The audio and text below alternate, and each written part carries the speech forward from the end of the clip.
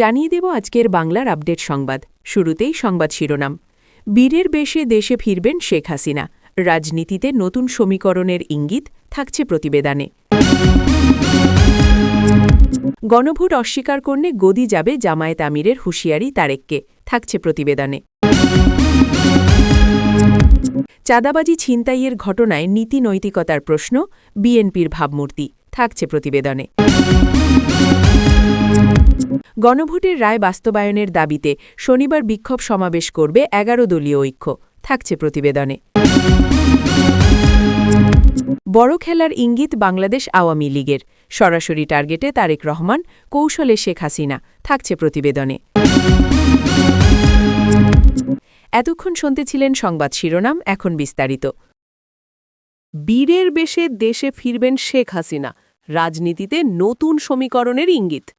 দেশের রাজনৈতিক অঙ্গনে নতুন করে আলোড়ন সৃষ্টি করেছে এমন এক গুঞ্জন, আওয়ামী লীগ সভাপতি ও সাবেক প্রধানমন্ত্রী শেখ হাসিনা বীরের বেশে দেশে ফিরতে যাচ্ছেন। দলীয় সূত্র ও ঘনিষ্ঠ মহলের বরাতে ছড়িয়ে পড়া এই খবরে রাজনীতিতে তৈরি হয়েছে তীব্র কৌতূহল, উত্তেজনা এবং নানা বিশ্লেষণ।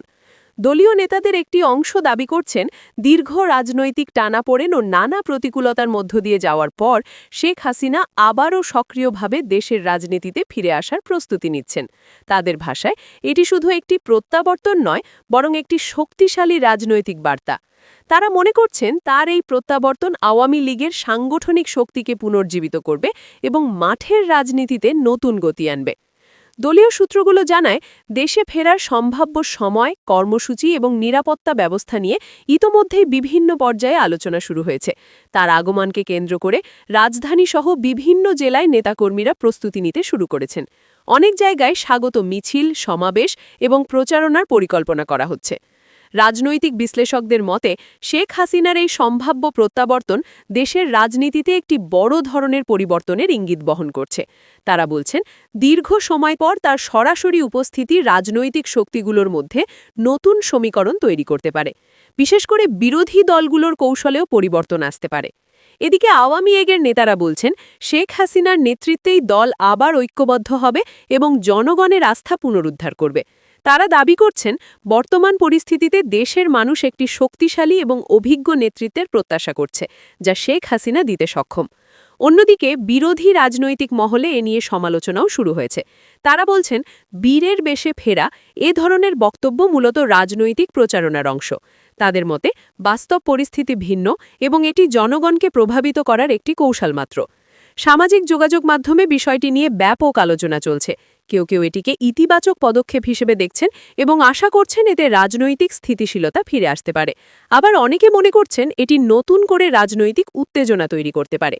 বিশেষজ্ঞরা বলছেন, বাংলাদেশের রাজনীতিতে ব্যক্তি নির্ভর নেতৃত্বের গুরুত্ব অনেক বেশি। তাই শেখ হাসিনার মতো একজন প্রভাবশালী নেতার প্রত্যাবর্তন সরাসরি রাজনৈতিক গতিপথে প্রভাব ফেলতে পারে। তার নির্দেশনা, বক্তব্য এবং কর্মসূচি সবকিছুই রাজনৈতিক অঙ্গনে গুরুত্বপূর্ণ হয়ে উঠবে। এদিকে নিরাপত্তা বিশেষজ্ঞদের মতে, তার দেশে ফেরা ঘিরে বড় ধরনের জনসমাগম হতে পারে, যা আইন শৃঙ্খলা পরিস্থিতির উপর প্রভাব ফেলতে পারে। তাই সংশ্লিষ্ট কর্তৃপক্ষকে আগাম প্রস্তুতি নিতে হতে পারে। দলীয় সূত্র আরও জানিয়েছে, দেশে ফেরার পর শেখ হাসিনা একটি বড় জনসভায় ভাষণ দিতে পারেন। সেখানে তিনি দেশের বর্তমান পরিস্থিতি, ভবিষ্যৎ পরিকল্পনা এবং দলের কর্মসূচি নিয়ে গুরুত্বপূর্ণ দিক নির্দেশনা দিতে পারেন। এই ভাষণকে ঘিরেই এখন সবচেয়ে বেশি আগ্রহ দেখা যাচ্ছে। রাজনৈতিক পর্যবেক্ষকদের মতে, এটি শুধুমাত্র একটি প্রত্যাবর্তন নয়, বরং একটি নতুন রাজনৈতিক অধ্যায়ের সূচনা হতে পারে। যদি শেখ হাসিনা সক্রিয়ভাবে মাঠে নামেন, তাহলে তা দেশের রাজনীতিতে বড় ধরনের প্রভাব ফেলবে এবং নতুন রাজনৈতিক সমীকরণ তৈরি করবে। সব মিলিয়ে বীরের বেশে শেখ হাসিনার দেশে ফেরার সম্ভাবনা দেশের রাজনীতিতে নতুন উত্তেজনা সৃষ্টি করেছে। এটি কতটা বাস্তবায়িত হবে এবং এর প্রভাব কতদূর গড়াবে তা এখনই বলা কঠিন। তবে এটি নিশ্চিতভাবে বলা যায় যে এই প্রত্যাবর্তন যদি ঘটে, তাহলে তা বাংলাদেশের রাজনৈতিক ইতিহাসে একটি গুরুত্বপূর্ণ মুহূর্ত হিসেবে বিবেচিত হবে। এখন সবার দৃষ্টি সেই সম্ভাব্য দিনের দিকে, যখন তিনি দেশে ফিরে আবারও রাজনৈতিক অঙ্গনে সরব ভূমিকা পালন করবেন বলে প্রত্যাশা করা হচ্ছে। গণভোট অস্বীকার করলে গদি যাবে, জামায়াতের আমিরের হুঁশিয়ারি তারেককে। দেশের রাজনৈতিক অঙ্গনে নতুন করে উত্তাপ ছড়িয়েছে গণভোট ইস্যুতে কঠোর অবস্থান নিয়ে দেওয়া এক হুঁশিয়ারি বক্তব্য। বাংলাদেশ জামায়াতে ইসলামীর আমিরের বরাতে বলা হচ্ছে, গণভোটের দাবি অস্বীকার করা হলে রাজনৈতিক নেতৃত্বের অবস্থান টিকিয়ে রাখা কঠিন হয়ে পড়বে।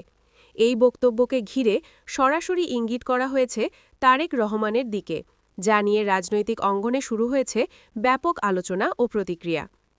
জামায়াতের ঘনিষ্ঠ সূত্রগুলোর দাবি, সাম্প্রতিক এক অভ্যন্তরীণ বৈঠকে দলের শীর্ষ পর্যায় থেকে স্পষ্ট করে বলা হয়েছে যে জনগণের মতামত যাচাইয়ের জন্য গণভোট একটি কার্যকর পদ্ধতি হতে পারে।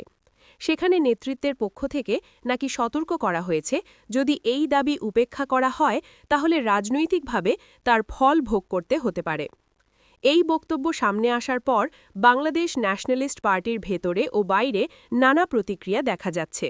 দলটির একটি অংশ মনে করছে এটি একটি রাজনৈতিক চাপ সৃষ্টির কৌশল, আবার অন্য একটি অংশ বলছে বর্তমান পরিস্থিতিতে জনগণের মতামত যাচাইয়ের বিষয়টি সম্পূর্ণ অগ্রাহ্য করা ঠিক হবে না। রাজনৈতিক বিশ্লেষকদের মতে, গণভোট ইস্যু বাংলাদেশের রাজনীতিতে খুব বেশি ব্যবহৃত না হলেও এটি একটি শক্তিশালী রাজনৈতিক হাতিয়ার হিসেবে বিবেচিত হতে পারে। তারা বলছেন, কোনো গুরুত্বপূর্ণ জাতীয় ইস্যুতে সরাসরি জনগণের মতামত নেওয়ার ধারণা অনেক সময় রাজনৈতিক চাপ বাড়াতে ব্যবহৃত হয়। এদিকে জামায়াতের এই অবস্থানকে কেন্দ্র করে বিরোধী রাজনৈতিক দলগুলোর মধ্যেও নতুন করে সমীকরণ তৈরি হতে পারে বলে ধারণা করা হচ্ছে। বিশেষ করে যদি এই ইস্যুতে বৃহত্তর জোট গঠনের চেষ্টা হয়, তাহলে তা দেশের রাজনীতিতে বড় ধরনের পরিবর্তন আনতে পারে। তবে বিএনপির একাধিক নেতা অনানুষ্ঠানিকভাবে জানিয়েছেন, তারা এখনও এ বিষয়ে চূড়ান্ত কোনো অবস্থান নেয়নি। তাদের মতে, যে কোনো সিদ্ধান্ত নেওয়ার আগে রাজনৈতিক বাস্তবতা, সাংবিধানিক কাঠামো এবং জনমতের বিষয়গুলো বিবেচনা করা প্রয়োজন। সামাজিক যোগাযোগ মাধ্যমেও বিষয়টি নিয়ে ব্যাপক আলোচনা চলছে। কেউ কেউ জামায়াতের এই অবস্থানকে জনগণের পক্ষে বলে উল্লেখ করছেন, আবার অনেকে এটিকে রাজনৈতিক কৌশল হিসেবে দেখছেন। বিশেষ করে গদি যাবে ধরনের বক্তব্যকে কেন্দ্র করে তীব্র বিতর্ক সৃষ্টি হয়েছে। বিশেষজ্ঞরা বলছেন, এ ধরনের কড়া ভাষার রাজনৈতিক বক্তব্য অনেক সময় পরিস্থিতিকে উত্তপ্ত করে তুলতে পারে। তাই রাজনৈতিক দলগুলোর উচিত সংযত ভাষায় মতামত প্রকাশ করা এবং গণতান্ত্রিক প্রক্রিয়াকে অগ্রাধিকার দেওয়া। এদিকে সাধারণ মানুষের মধ্যেও এ নিয়ে মিশ্র প্রতিক্রিয়া দেখা যাচ্ছে। কেউ কেউ মনে করছেন, গণভোট হলে জনগণের সরাসরি মতামত জানা যাবে, যা গণতন্ত্রের জন্য ইতিবাচক হতে পারে। আবার অনেকে আশঙ্কা করছেন, এটি নতুন করে রাজনৈতিক অস্থিরতা তৈরি করতে পারে। জামায়াতের নেতারা অবশ্য দাবি করছেন, তাদের এই অবস্থান সম্পূর্ণ নৈতিক এবং জনগণের অধিকার রক্ষার উদ্দেশ্যেই তারা এই দাবি তুলেছেন। তারা বলছেন, গণভোটের মাধ্যমে জনগণের প্রকৃত মতামত সামনে আসবে এবং তা অনুযায়ী রাজনৈতিক সিদ্ধান্ত নেওয়া সহজ হবে। সব মিলিয়ে গণভোট ইস্যুতে জামায়াত আমিরের এই হুঁশিয়ারি দেশের রাজনীতিতে নতুন করে উত্তাপ ছড়িয়েছে। এটি ভবিষ্যতে কী ধরনের রাজনৈতিক পরিবর্তন আনবে তা এখনই বলা কঠিন, তবে নিশ্চিতভাবেই এটি একটি গুরুত্বপূর্ণ রাজনৈতিক ইস্যু হিসেবে সামনে এসেছে, যা আগামী দিনগুলোতে আরও বড় আলোচনার জন্ম দিতে পারে। চাঁদাবাজি ছিনতাইয়ের ঘটনায় নীতি নৈতিকতার প্রশ্ন চাপে বাংলাদেশ ন্যাশনালিস্ট পার্টির ভাবমূর্তি। রাজধানীসহ দেশের বিভিন্ন এলাকায় চাঁদাবাজি ও ছিনতাইয়ের ঘটনা বৃদ্ধি পাওয়াকে কেন্দ্র করে রাজনৈতিক অঙ্গনে নতুন করে আলোচনা শুরু হয়েছে। এসব ঘটনায় নীতি নৈতিকতা ও রাজনৈতিক দলের দায়বদ্ধতা নিয়ে প্রশ্ন উঠেছে, যার প্রভাব পড়ছে বাংলাদেশ ন্যাশনালিস্ট পার্টির ভাবমূর্তির ওপর। সাম্প্রতিক সময়ে বিভিন্ন এলাকায় সংঘটিত ছিনতাই ও চাঁদাবাজির ঘটনায় সাধারণ মানুষের মধ্যে উদ্বেগ বাড়ছে। বিশেষ করে রাতের বেলা চলাচল ও ব্যবসা বাণিজ্যের পরিবেশ নিয়ে অনিশ্চয়তা তৈরি হয়েছে বলে অভিযোগ করছেন স্থানীয় বাসিন্দারা। তারা বলছেন, আইন শৃঙ্খলা পরিস্থিতি আরও শক্তিশালী করা জরুরি। এদিকে রাজনৈতিক মহলে এসব ঘটনার সঙ্গে দলীয় রাজনীতির কোনো সম্পর্ক আছে কিনা তা নিয়েও বিতর্ক তৈরি হয়েছে।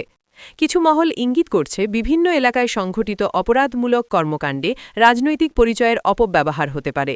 তবে এসব অভিযোগকে বিএনপি নেতারা সরাসরি প্রত্যাখ্যান করেছেন। দলটির একাধিক নেতা দাবি করেছেন, বিএনপি সবসময়ই আইন শৃঙ্খলা ও নৈতিক রাজনীতির পক্ষে অবস্থান নিয়েছে। তারা বলেন, ব্যক্তিগত অপরাধের দায় কোনোভাবেই দল বহন করতে পারে না। দলের নাম ব্যবহার করে কেউ অপরাধ করলে তার বিরুদ্ধে কঠোর ব্যবস্থা নেওয়া উচিত বলেও তারা মত দিয়েছেন। রাজনৈতিক বিশ্লেষকদের মতে, চাঁদাবাজি ও ছিনতাইয়ের মতো সামাজিক অপরাধগুলো যখন রাজনৈতিক বিতর্কের সঙ্গে যুক্ত হয়, তখন তা দলীয় ভাবমূর্তিতে সরাসরি প্রভাব ফেলে। বিশেষ করে বড় রাজনৈতিক দলগুলোর ক্ষেত্রে এই ধরনের অভিযোগ জনমনে নেতিবাচক ধারণা তৈরি করতে পারে। তারা আরও বলছেন, রাজনৈতিক দলগুলোর উচিত নিজেদের সাংগঠনিক কাঠামোর ভেতরে কঠোর শৃঙ্খলা বজায় রাখা এবং কোনোভাবেই অপরাধী চক্রকে প্রশ্রয় না দেওয়া, না হলে পুরো দলের ওপর দায় চাপানোর প্রবণতা বাড়তে পারে। এদিকে সাধারণ মানুষের মধ্যে এ নিয়ে ক্ষোভ ও উদ্বেগ দুটোই দেখা যাচ্ছে। ব্যবসায়ীরা বলছেন, নিয়মিত নিরাপত্তা নিশ্চিত না হলে বাজারে স্থিতিশীলতা বজায় রাখা কঠিন হয়ে পড়বে। অন্যদিকে সাধারণ নাগরিকরা মনে করছেন, প্রশাসনের নজরদারি আরও বাড়ানো প্রয়োজন। আইন শৃঙ্খলা বাহিনীর পক্ষ থেকে বলা হচ্ছে, অপরাধ দমনের নিয়মিত অভিযান চালানো হচ্ছে এবং বিভিন্ন ঘটনায় জড়িতদের শনাক্ত করে আইনের আওতায় আনা হচ্ছে। তবে তারা নাগরিকদেরও সচেতন থাকার আহ্বান জানিয়েছেন। সামাজিক যোগাযোগ মাধ্যমেও বিষয়টি নিয়ে আলোচনা চলছে। কেউ কেউ রাজনৈতিক দলগুলোর দায় নিয়ে প্রশ্ন তুলছেন, আবার কেউ বলছেন ব্যক্তিগত অপরাধকে রাজনৈতিকভাবে ব্যাখ্যা করা উচিত নয়। বিশেষজ্ঞদের মতে, বর্তমান রাজনৈতিক পরিবেশে যে কোনো ধরনের অপরাধমূলক ঘটনা দ্রুত রাজনৈতিক রং পেয়ে যায়। তাই দলগুলোর জন্য এটি একটি বড় চ্যালেঞ্জ, নিজেদের ভাবমূর্তি রক্ষা করা এবং একই সঙ্গে সংগঠনের ভেতরে শৃঙ্খলা নিশ্চিত করা। সব মিলিয়ে চাঁদাবাজি ও ছিনতাইয়ের ঘটনায় তৈরি হওয়া বিতর্ক এখন শুধু আইন শৃঙ্খলার ইস্যু নয়, বরং রাজনৈতিক নৈতিকতার প্রশ্ন হিসেবেও সামনে এসেছে। বাংলাদেশ ন্যাশনালিস্ট পার্টির ভাবমূর্তি ঘিরে এই আলোচনা আগামী দিনগুলোতে আরও বিস্তৃত হতে পারে বলে মনে করছেন বিশ্লেষকরা। গণভোটের রায় বাস্তবায়নের দাবিতে শনিবার বিক্ষোভ সমাবেশ করবে ১১ দলীয় ঐক্য। গণভোটের রায় বাস্তবায়নের দাবিতে রাজধানীতে বিক্ষোভ সমাবেশ ও মিছিলের ডাক দিয়েছে জামায়াতে ইসলামীর নেতৃত্বাধীন ১১ দলীয় নির্বাচনী ঐক্য। আগামী শনিবার বিকেলে বায়তুল মোকাররম মসজিদের উত্তর গেটে এ সমাবেশ ও মিছিল অনুষ্ঠিত হবে। আজ বৃহস্পতিবার দুপুরে ১১ দলের লিয়াজো কমিটির বৈঠক শেষে জামায়াতে ইসলামীর সহকারী সেক্রেটারি জেনারেল হামিদুর রহমান আজাদ সাংবাদিকদের এ তথ্য জানান। রাজধানীর গুলশানের একটি বাসায় এ বৈঠক অনুষ্ঠিত হয়। এ সময় হামিদুর রহমান আজাদের সঙ্গে জাতীয় নাগরিক পার্টির সদস্য সচিব আখতার হোসেন, খেলাফত মজলিসের মহাসচিব আহম্মদ আব্দুল কাদের, বাংলাদেশ খেলাফত মজলিসের যুগ্ম মহাসচিব মৌলানা আতাউল্লাহ আমিন, জাতীয় গণতান্ত্রিক পার্টির মুখপাত্র রাশেদ প্রধান, বাংলাদেশ লেবার পার্টির চেয়ারম্যান মুস্তাফিজুর রহমান ইরান প্রমুখ উপস্থিত ছিলেন। বৈঠক শেষে হামিদুর রহমান আজাদ উপস্থিত সাংবাদিকদের বলেন, সরকার যদি সংসদে গণভোটের সমাধান না করে তাহলে ১১ দলের উদ্যোগে শনিবার বিকেল ৫টায় রাজধানীর বায়তুল মোকাররম মসজিদের উত্তর গেটে বিক্ষোভ সমাবেশ ও মিছিল করা হবে। এছাড়া গণসংযোগ ও লিফলেট বিতরণের মাধ্যমে জনমত গঠনের চেষ্টা করবে বিরোধী দল।